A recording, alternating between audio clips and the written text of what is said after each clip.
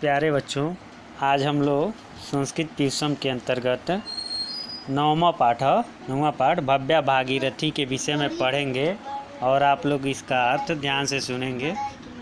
और इसके प्रश्न अभ्यास में मेरे द्वारा प्रश्नों का उत्तर लिख के भेजा जा रहा है। इसे अपनी कॉपी में लिख करके भी याद कर लेंगे। जैसा कि प्रत्येक सप्ताह में शनिवार को संस्कृत विषय का टेस्ट होता है, तो कल इसी में से मेरे द्वारा टेस्ट दिया जाएगा। और आप लोग ये शब्दार्थ जो दिया गया है, ये शब्दार्थ कॉपी में देख करके सही सही लिख लेंगे, फिर प्रश्नों का उत्तर भी लिख लेंगे। तो पहला श्लोक मैं बता रहा हूँ, इसे आप लोग ध्यान से सुनिए और इसका भावार्थ हिंदी अनुवाद समझने का प्रयास करिए। हिमाद्रे संभूता विहरस तदंके हिममये ततो भूमि याता विचरसि सुहासा समतले पुनासि त्वं लोकान् प्रवहसि समुद्रम प्रति सदा। अहो दिव्य गंगे भवतु सुखदम नस्त्व जलम। इसका शब्दार्थ हिमाद्रे हिमालय पर्वत से, संभूता निकली हुई, विहरस विचरण करती हुई, तदंके उसके गोद में, हिममय बर्फ से युक्त, ततो भूमि याता उसके बाद पृथ्वी पर, याता आती हो, विचरस विचरण करती, सुहासा सुशोभित होती हुई, पुनास फिर से, तुम लोकान संसार को, प्रवाहसी प्रवाहित होती हुई, समुद्र प्रति समुद्र की ओर। अहो दिव्य गंगे, अय अलौकिक गंगे, भवतु सुखदम न स्त्व जलम, तुम्हारा जल हमारे लिए सुखदायी हो। इसका हिंदी अनुवाद क्या है, पहले संदर्भ देख लीजिएगा। इसका संदर्भ अगर आता है लिखने के लिए तो क्या लिखेंगे, प्रस्तुत श्लोक हमारी पाठ्य पुस्तक संस्कृत पीयूषम से भव्या भागीरथी नामक पाठ से संकलित किया गया है। हे गंगा माता, तुम हिमालय से संभूता निकली हुई, या हिमालय से निकलकर, या हिमालय से उत्पन्न होकर, हिममय हिमालय की गोद में विहरस विचरण करती हो। पहली लाइन का अनुवाद है, हे गंगा माता, तुम हिमालय से उत्पन्न होकर हिमालय की गोद में विचरण करती हो। ततो भूमि याता, ततो उसके बाद, भूमि पृथ्वी पर, याता आती हो उसके बाद पृथ्वी पर आती हो, और सुहासा समतले विचरस उसके बाद पृथ्वी पर आकर उसके समतल भूभाग पर हंसते हुए विचरण करती हो। पुनासि त्वं लोकान प्रवास, पुनासि पुनः आसी फिर से, तुम लोकान संसार को, प्रवासी समुद्र प्रति सदा, पुनासि माने पवित्र भी होता है, पवित्र, तुम संसार को पवित्र करती हुई समुद्र प्रति सदा, सागर की ओर निरंतर प्रवाहित होती हो। अहो दिव्य गंगे, अय अलौकिक गंगा माता, भवत सुखदम न स्त्व जलम, तुम्हारा जल हमारे लिए सुखदायी हो, कल्याणकारी हो। इस पूरे श्लोक का हिंदी अनुवाद एक साथ देखें।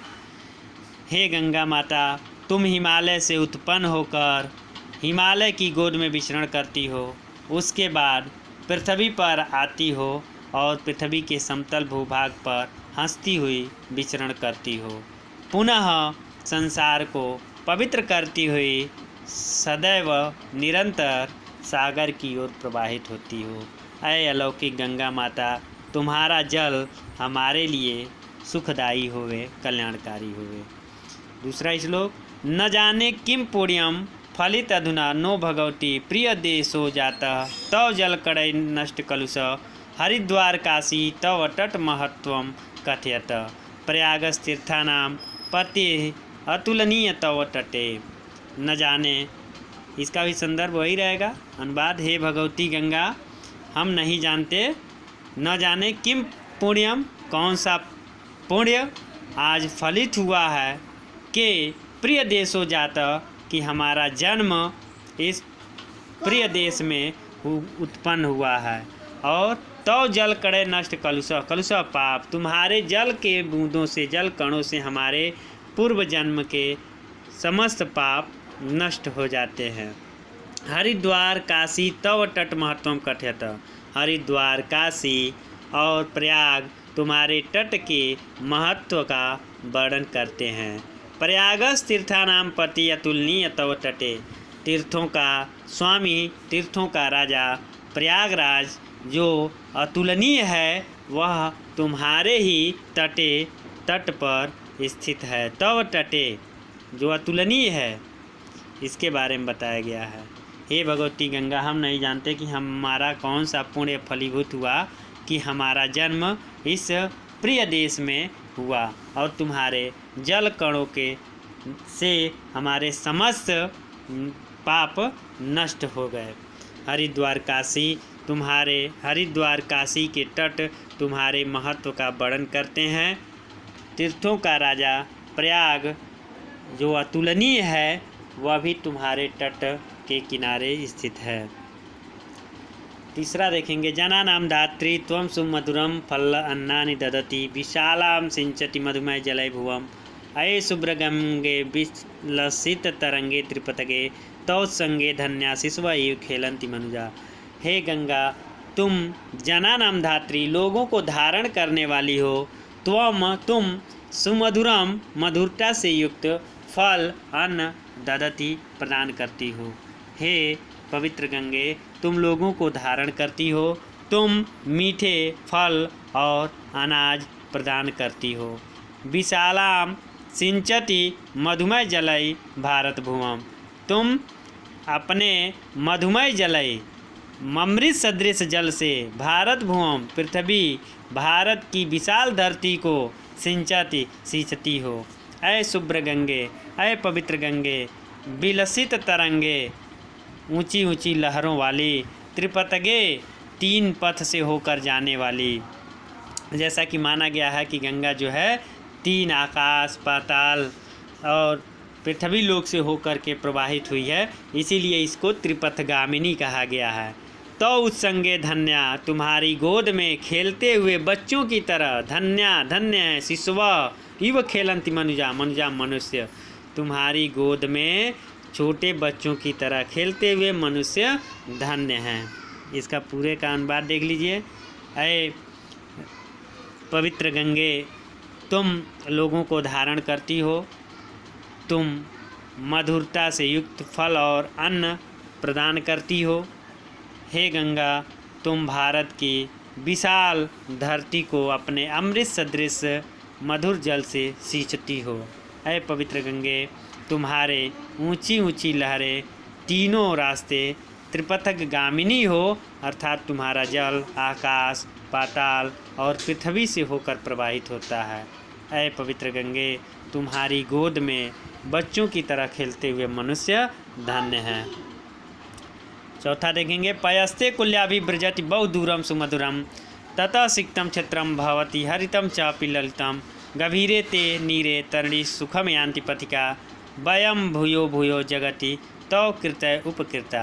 पयस्ते कुल्याभि, पय मने जल, ते मने तुम्हारा, कुल्याभि मने नहरों द्वारा, ब्रजति मने जाता है, बहुदूरम सुमधुरम बहुत दूर तक, सुमधुरम मधुर। है गंगा नदी, चाहे गंगा माता, तुम्हारा मधुर जल नहरों द्वारा बहुत दूर दूर तक जाता है। तथा सिक्तम क्षेत्रम, तथा मने उससे, सिक्तम मने सींचा गया, क्षेत्रम मने खेत, भवति मने होता है, हरितम मने हरा, हरा और भरा, तो उससे सींचा गया खेत सदैव हरा और भरा रहता है। गभीरे ते नीरे तरणीस सुखम यान्ति पथिका, तुम्हारे गहरे जल में तरणीस मने नावों से यान्ति जाते हैं, पथिका मने रागीर, सुखम मने सुखपूर्वक, तुम्हारे गहरे जल में यात्री सुखपूर्वक नाव में बैठ करके भ्रमण करते हैं, जाते हैं। वयम भूयो भूयो जगति तव कृत्य उपकृता, हम लोग तुम्हारे द्वारा पृथ्वी पर किए गए उपकार से बार बार धन्य हो जाते हैं। ऐ गंगा नदी, तुम्हारा पृथ्वी पर किए गए उपकार से हम बार बार धन्य हो जाते हैं। पाँचवां देखेंगे, अये पुण्ये गंगे जगति जन्नम च नम पुनः भवेत क्रीड़ा भूमि पुनरपि शुभा भारत धरा सदा सेवे नीर सुर नदी तवेदम सुखकरम न में अन्यास्यादिहा तव तट बिहारे विहरत। इसमें ये बताया गया है कि यह पवित्र गंगे यदि इस जन्म के बाद पुनः दोबारा इस संसार में मेरा जन्म हुए तो जगति जननम चैनम पुनः, तो पुनः यह भारत की धरती ही मेरी जन्मभूमि होवे। भवेत क्रीड़ा भूमि पुनः अपि शुभा भारत धरा, यह पवित्र भारत की धरती ही हमारी क्रीड़ा भूमि फिर से होवे। सदा सेवे नीर सुर नदी, ऐ देव नदी सदैव हमेशा तुम्हारे जल की हम सेवन करें और तो इदम सुख करम, और इस सुख को फिर से प्राप्त करें। न में अन्याय स्याद यह स्याद यह मन इच्छा तो तट बिहारे व्यर्थ, तुम्हारे तट के किनारे विचरण करने के अलावा मेरी अन्य कोई इच्छा शेष नहीं रह गई है। एक बार पुनः ऊपर से लेकर अंतिम तक का हिंदी अनुवाद एक साथ देखेंगे। हिमालय गंगा नदी के बारे में बताया गया है कि यह गंगा माता तुम हिमालय से निकल करके उसके गोद में विचरण करती हुई आगे बढ़ती हो, इसके बाद पृथ्वी पर आती हो, उसके समतल भूभाग पर विचरण करती हुई सुशोभित होती हो, पुनः संसार को पवित्र करती हुई सदैव सागर की ओर प्रवाहित होती हो। ऐ दिव्य गंगे तुम्हारा जल हमारे लिए सुखदायी होवे। फिर आगे दूसरे श्लोक में बताया गया है कि यह भगवती गंगा हम नहीं जानते कि हमारा कौन सा पुण्य फलीभूत हुआ है कि हमारा प्रिय देश तुम्हारे पवित्र जल कणों के बूंदों से क्या हुआ है, पवित्र हो गया है। यानी हमारे किए गए पाप तुम्हारे जल कण के बूंदों से स्पर्श होने पर क्या हो जाते हैं, नष्ट हो जाते हैं। हरिद्वार काशी तुम्हारे तट के महत्व का वर्णन करते हैं। तीर्थों का राजा प्रयाग, अतुलनीय प्रयाग तुम्हारे तट के किनारे स्थित है। हे गंगा तुम लोगों को धारण करती हो, तुम मीठे फल और अन्न प्रदान करती हो, तुम्हारा मधुर जल भारत की विशाल धरती को सींचता है। ऐ पवित्र गंगे तुम्हारी ऊंची ऊंची लहरें त्रिपथगामिनी है, अर्थात तुम तीनों रास्ते से होकर जाने वाली हो, अर्थात तुम्हारा जल आकाश पाताल और स्वर्ग से होकर प्रवाहित होता है। ऐ गंगे तुम्हारे गोद में खेलते हुए बच्चों की तरह खेलते हुए मनुष्य धन्य हैं। ऐ पवित्र गंगे तुम्हारा मधुर जल नहरों द्वारा बहुत दूर तक जाता है और उससे सींचा गया खेत सदैव हरा और भरा रहता है। ऐ गंगे तुम्हारे गहरे जल में यात्री नाव में बैठकर सुखपूर्वक जाते हैं और हम तुम्हारे द्वारा किए गए पृथ्वी पर किए गए बार बार उपकार से हम धन्य हैं। ऐ पवित्र गंगे यदि इस पृथ्वी पर हमारा पुनः जन्म हुए तो हमारी यही इच्छा है कि यही भारत की धरती पुनः प्राप्त हुए, यह भारत की पवित्र धरती ही हमारी फिर से क्रीड़ा भूमि होवे और हम तुम्हारे जल का सेवन करते हुए इस सुख को पुनः प्राप्त करें। हे गंगा नदी, इसके अलावा तुम्हारे तट पर विचरण करने के अलावा हमारी कोई दूसरी इच्छा शेष नहीं है। तो इसका भावार्थ आप लोग ध्यान से सुनेंगे, इसे कॉपी में लिख भी लेंगे और इधर जो प्रश्न अभ्यास में दिए गए प्रश्न हैं उनका उत्तर मेरे द्वारा लिखा गया है। इन उत्तर को भी आप मिला करके और अपने कॉपी में लिख लेंगे और इसे याद भी कर लेंगे। जैसा कि कल टेस्ट है तो इसी में से प्रश्न कल टेस्ट में दिया जाएगा। तो आज के लिए बस इतना ही, और एक बार इसे बहुत अच्छे ढंग से देख लेंगे, इसे याद कर लेंगे। जहाँ कोई दिक्कत होगा तो उसे पुनः आप लोग पूछ भी सकते हैं। धन्यवाद।